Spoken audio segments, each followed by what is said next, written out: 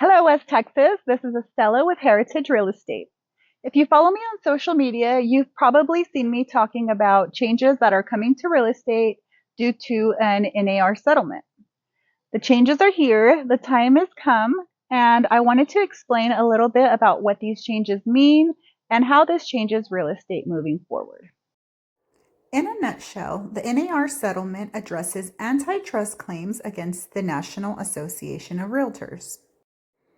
It aims to enhance transparency in real estate transaction and involves changes to the MLS rules and policies. The impact on buyers is increased transparency regarding agent compensation and how buyers' agents are compensated. This is also true for sellers.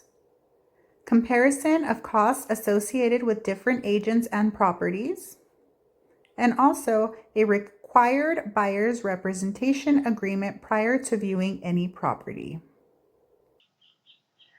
So as a buyer, there are two major changes that affect you.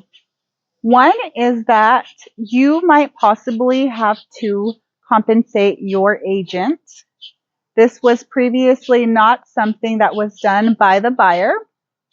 And secondly, is that you are not allowed to see a property without first signing a buyer's representation agreement. This representation agreement tells you what your agent's compensation fee is.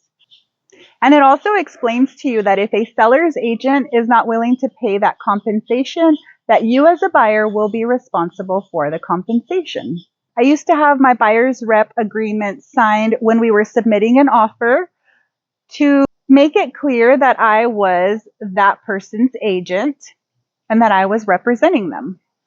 This is no longer the case. This has to be done upfront before you can look at any properties, whether it is an in-person tour or even a virtual tour. So moving forward, if you have an agent that is willing to show you properties without signing a buyer rep agreement, just know that this agent is not in compliance with national law regarding the NAR settlements. So you might want to ask questions as to why they aren't abiding by the laws and dig further into that. Realtors can actually be fined thousands of dollars for showing properties now without having a buyer rep agreement signed first. As a listing agent, if you call me to sell your property, I'm going to explain to you what my fee is, and I'm going to explain to you how much of my fee I am going to compensate the buyer's agent for bringing us a buyer to quickly and efficiently get your home sold. It has never been a requirement of the seller to pay the buyer's agent. And unfortunately, that is something that a lot of real estate agents actually don't understand properly and don't explain properly. And I feel that is a major reason that this lawsuit even came into play. Moving forward, the main goal of the NAR settlement is full transparency for all parties to know who's paying what compensation, where the funds are going, where they are coming from, and that is the bottom line: honesty and integrity. So again, this has been Estela with Heritage Real Estate. I hope that you found this information helpful.